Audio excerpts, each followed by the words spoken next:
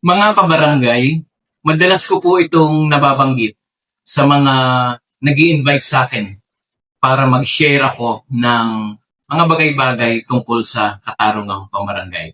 Pag na-invite po ako as speaker, lagi kong binabanggit na hindi ko mo abogado ay kabisado na ang katarungang pambarangay. During my law school days, hindi naman po talaga pinag-uusapan ang katarungang pambarangay sa law school. Nadaanan lang namin yan, kung hindi ako nagkakamali, ay sa civil procedure para dun sa CFA na requirement para makapag-file ng kaso sa korte. Magandang araw mga kabarangay, kumusta na po kayo? May kumakalat na paniniwala na ang barangay daw ay walang kapangyarihan. Na kapag pinatawag ka, pwede mo nang baliwalain. Tama po ba ito? Mga kabarangay, dito po sa short video na ito, tatalakayin natin ang katotohanan sa likod ng summons sa barangay. At ang isang kontrobersyal na usapin na umabot pa sa isang talk show kahapon, March 26, 2026. Doon po sa isang talk show na yon na imbitahan bilang resource speaker si MLGOO Dexter Castro Narido. Ang isyong tinalakay tungkol sa hindi pagdalo ng isang partido sa patawag ng barangay. Ayon po sa Local Government Code of 1991 o ito pong RA 7160, sabi doon sa Section 515, refusal or willful failure of any party or witness to appear before the lupon or pangkat may be punished by the court as for indirect contempt. Ano ang ibig sabihin noon? Kapag ikaw ay pinatawag sa barangay sa pamamagitan ng isang summons at sinadya mo na hindi sumipot, maaari kang sampahan ng kaso at maharap sa kasong indirect contempt. Hindi po ito simpleng usapan lang. Ito ay may legal na obligasyon. Pero bago ako magpatuloy mga kabarangay, gusto ko munang batiin ang isa sa ating masugid na taga-subaybay dito sa Katarungang Pambarangay Channel. Shout out po kay Lupon Vince Ret Sikal. Siya po ay Lupon member ng Gubat Proper, Tigaon, Camarines Sur. At gusto ko rin pong i-shout out ang iba pa nating mga kabarangay na lagi pong sumusubaybay dito. Yun pong presidente ng Federation ng Lupon Tagapamayapa sa City of San Pedro, Laguna. Kasama ko po siya sa De La Salle, Dasmariñas dahil kami ay parehong enrolled sa Barangay Justice Program. Siya po si Lupon member o si President Desi Mapalo ng San Pedro City, Laguna. Ngayon mga kabarangay, linawin po natin ang mahalagang issue na ito.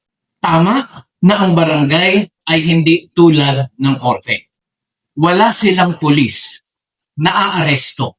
Wala silang warrant of arrest. Pero hindi ibig sabihin nun mga kabarangay na wala silang kapangyarihan. Ito pong ating mga lupon tagapamayapa. Ang totoo, ang barangay po ay may proseso. At ang batas na nagbibigay ng ngipin sa prosesong ito, hindi ka man nila kayang pilitin physically. Ang korte naman ang kikilos laban sa iyo kapag hindi ka sumunod. Isipin niyo po ito mga kabarangay, kung walang consequence ang hindi pagdalo sa patawag ng barangay, ano ang mangyayari sa katarungang pambarangay? Siyempre, walang susunod. Walang re-resolva ng kaso. Mawawala ang sistema ng barangay justice.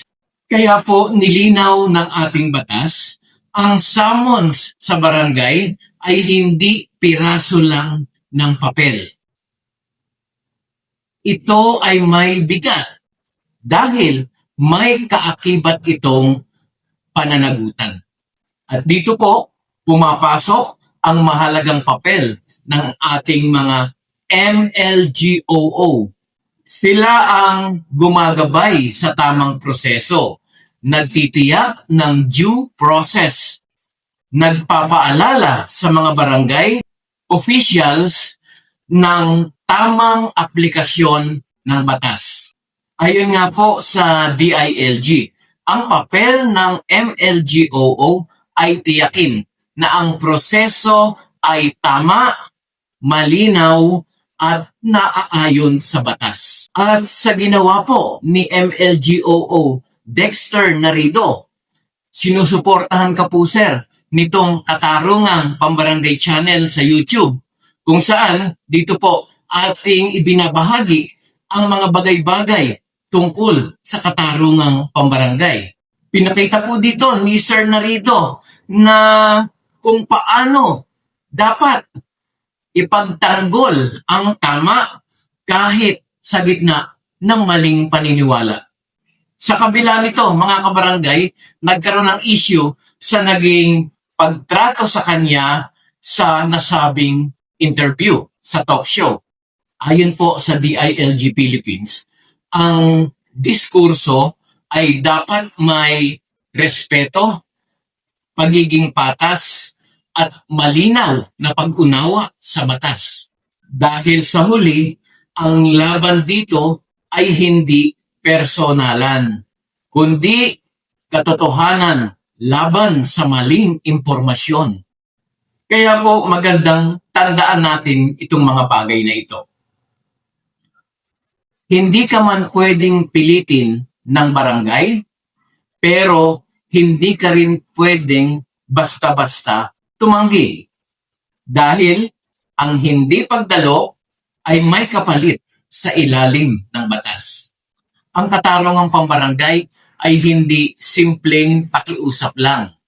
Ito po ay isang legal na proseso na dapat igalang. Yan lang po yung aking take sa naging issue kahapon, March 26, 2026. Ayan mga kabarangay, dito po sa very short na video ito, kung kayo po ay may natutunan, maaari niyo po itong i-like, i-share, at kung hindi pa kayo nakasubscribe dito sa Katarungang Pambarangay Channel, maaari din po kayong mag-subscribe. Dahil linggo-linggo, tayo po ay nag-upload dito ng mga bagay-bagay tungkol sa Katarungang Pambarangay. Maraming salamat po. Ako po si Jeffrey.